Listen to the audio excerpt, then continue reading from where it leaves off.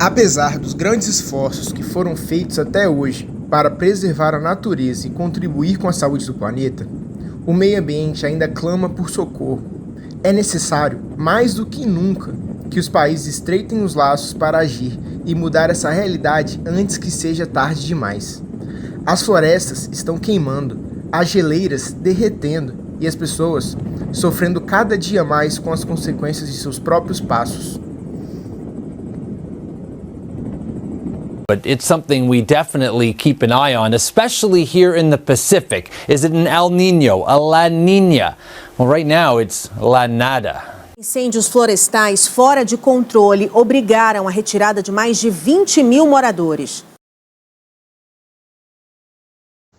Enquanto o mundo se prepara para a 30ª Conferência das Partes da ONU sobre Mudanças Climáticas, a COP30, realizada em Belém, no Brasil, o Canadá se organiza para reafirmar seu papel como líder climático. Nesse documentário, você vai conhecer os bastidores da delegação canadense, com visões de quem está na linha de frente, ministros, líderes indígenas e cientistas. Ao final, nosso primeiro-ministro apresentará a proposta de intervenção. O futuro exige ação, e o Canadá está pronto. Quando falamos de mudança climática, não se trata apenas de um desafio ambiental. Ela também afeta os nossos recursos naturais, nossa economia e nosso modo de vida. Além de se configurar como um desafio global, ela também gera uma responsabilidade local. E é por isso que o Canadá se comprometeu em reduzir suas emissões de 40% a 45% até 2030. O nosso país é um país vasto. Temos desde cidades modernas, mas também contamos com florestas boreais, que são um recurso natural contra o aquecimento global, mas também temos tundras e uma costa marítima imensa, que já sofre com os impactos dessas mudanças climáticas.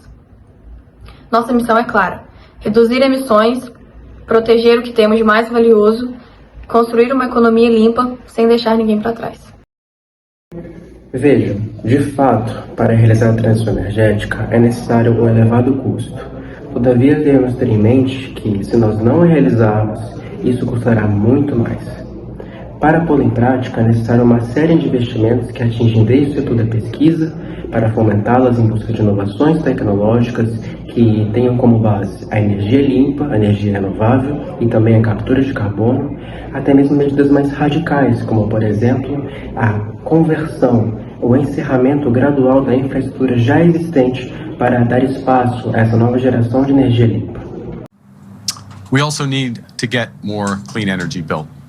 And our investment tax credits will promote a generational investment in solar, wind, geothermal, hydrogen, nuclear, carbon capture and storage, and beyond. And they're essential to those nation-building projects we need to make conventional oil and gas in Canada the lowest emission, and therefore the most competitive conventional energy in the world. Atualmente, estamos investindo bilhões nessas tecnologias, incentivando parcerias com o setor privado. Até a presente data, mais de 10 bilhões foram colocados em busca de fomentá-las, como, por exemplo, nós temos hidrogênio verde e transportes públicos de baixa emissão de carbono. Mas veja, se tem algo que é necessário para que essa transição energética possa ocorrer de forma efetiva e de forma equitativa, é a cooperação entre os países desenvolvidos e os países em desenvolvimento. E, portanto, para isso, é necessário um sistema internacional de financiamento que busque ser mais justo e ser mais transparente. Nessa COP30, nós vamos bater nessa tecla. Precisamos disso. Os países desenvolvidos devem colocar mais dinheiro nesse projeto, sobretudo considerando em amparar os países do sul global, que são hoje os mais afetados pelas mudanças climáticas. Financiamento climático não é caridade. Financiamento climático é investimento no futuro do planeta. Sim, bem, as evidências elas são inquestionáveis. O Ártico está derretendo e o Canadá está bem no centro disso. A gente já enfrentou verões mais secos, incêndios florestais extremos e inundações fora do padrão. O que os dados mostram é que não basta reduzir as emissões. Precisamos proteger os ecossistemas que hoje nos ajudam a manter o clima estável. A COP30 precisa ser um marco de ação baseada na ciência e não em conveniência política. Se esperarmos mais 5 ou 10 anos, as metas que hoje parecem difíceis realmente se tornarão impossíveis.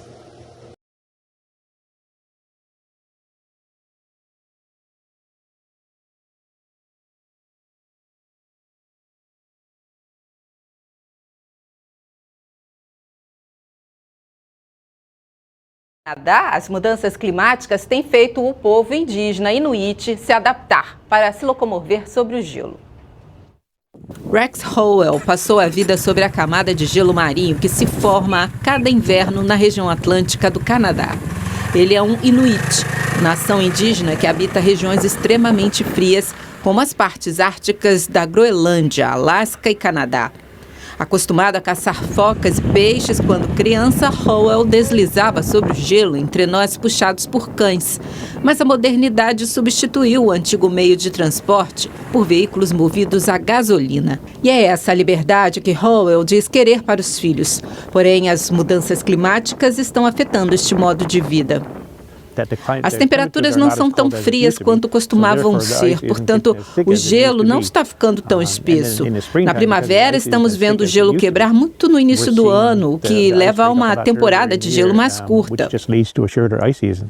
À medida que as secas duram mais e as ondas de calor, inundações e tempestades se intensificam em um mundo cada vez mais quente, os inuites estão fazendo o que sempre fizeram: se adaptar.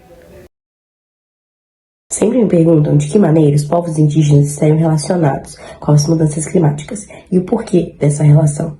E eu digo que ela é positivamente muito mais profunda e significativa do que pensam. Nossos povos sempre viveram em harmonia com os rios, com a fauna e com a flora de forma geral. Mas esse relacionamento vem sendo ameaçado. O desmatamento, os incêndios florestais, o aumento da poluição e as consequências dos impactos climáticos afetam diretamente as nossas comunidades. Hoje, muitos territórios indígenas estão entre as áreas mais vulneráveis do Canadá às mudanças climáticas. Queremos ser ouvidos, mas não como vítimas, e sim como parte da solução. O conhecimento tradicional indígena é complementar à ciência moderna. Se o mundo quiser enfrentar a atual crise climática, é preciso escutar e dar legitimidade aos discursos e às ações de quem cuida da Terra e não de quem lucra com a destruição dela. Senhoras e senhores, estamos hoje em Belém do Pará, em frente à floresta amazônica, um poderoso símbolo e elemento que nos lembra exatamente o que viemos buscar. Estamos aqui hoje com um senso de emergência, mas também de esperança de construção de um futuro melhor e habitável. Canadá, baseado nisso, trouxe 5 eixos baseados na justiça, na economia e na ciência para promover um plano de ação efetivo para que possamos construir um futuro habitável. Primeiro eixo: índice de riqueza inclusiva. Não podemos mais basear nossas decisões apenas no PIB, que ignora o valor da natureza, da biodiversidade e do capital humano. Propomos, portanto, que o índice de riqueza inclusiva seja incorporado aos relatórios nacionais à UNFCCC. O IRI permite uma leitura mais completa da sustentabilidade ao incluir o capital natural, humano e produzido. Essa mudança é essencial para guiar políticas públicas e investimentos coerentes com a realidade ecológica do século XXI. Segundo eixo: a transição energética real. Reafirmamos nosso compromisso com a neutralidade do carbono até 2050. Para isso, defendemos a eliminação gradual do carvão até 2040. Investimento massivo em fontes limpas como solar, eólica e hidrogênio verde, além da criação de metas claras de descarbonização para setores-chave, como transporte, indústria e geração de energia. Ressaltamos que ganhos de eficiência devem necessariamente resultar em redução absoluta de emissões, evitando o paradoxo de Jevons, em que mais eficiência leva a mais consumo. Terceiro eixo: financiamento climático, como foco em justiça e tecnologia. Apoiamos o aumento das contribuições ao Fundo Verde para o Clima, como prioridade para tecnologias limpas adaptadas às realidades locais dos países em desenvolvimento. Defendemos que esses recursos também garantem uma transição justa para trabalhadores e comunidades afetadas, com atenção especial aos povos indígenas e populações marginalizadas. A transição ecológica precisa ser também uma transição social justa. O quarto eixo é o pagamento por serviços ambientais, ou PSA. O Canadá propõe um mecanismo global de PSA, em que comunidades e países que preservem florestas e ecossistemas sejam justamente recompensados. Proteger a natureza é um serviço à humanidade inteira, e esse serviço precisa ser valorizado por meio de um fundo multilateral e transparente, baseado em resultados. E o quinto e último eixo é o comércio com responsabilidade climática. O Canadá propõe que a pegada de carbono dos produtos seja levada em conta nos acordos comerciais. Defendemos uma rotulagem climática internacional e cláusulas ambientais que não excluam, mas apoiem países em desenvolvimento, por meio do suporte técnico e financeiro. O comércio deve ser um aliado da sustentabilidade e não um obstáculo. Senhoras e senhores, o Canadá não pretende caminhar sozinho. Sabemos que só será possível vencer essa crise se avançarmos juntos, com coragem política e solidariedade internacional. Isso exige mais do que acordos assinados, exige confiança mútua, transferência de tecnologia, financiamento justo e, acima de tudo, compromisso real com as futuras gerações. O desafio climático transcende fronteiras, ideologias e ciclos eleitorais. Ele nos convida a pensar coletivamente e agir com generosidade e a planejar com visão de longo prazo. Precisamos construir uma nova lógica de cooperação, em que países desenvolvidos reconheçam suas responsabilidades históricas, enquanto países em desenvolvimento sejam apoiados de maneira concreta e respeitosa para alcançar seus objetivos climáticos. A justiça climática não é uma ideia abstrata, ela se materializa em políticas que respeitam os saberes locais, protegem os mais vulneráveis e garantem que ninguém seja deixado para trás. O Canadá reafirma, portanto, sua disposição em liderar pelo exemplo e também em aprender com os outros. Estendemos a mão a todos os países aqui representados para construir pontes e derrubar barreiras.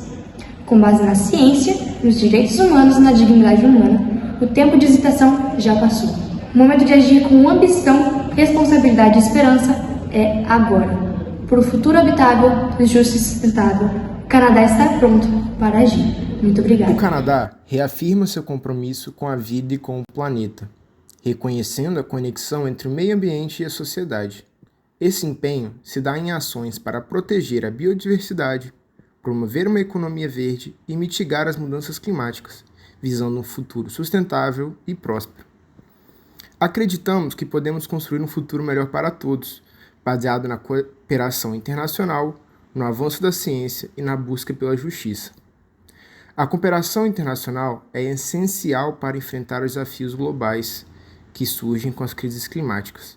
O Canadá busca fortalecer parcerias, compartilhando conhecimentos e recursos para soluções conjuntas.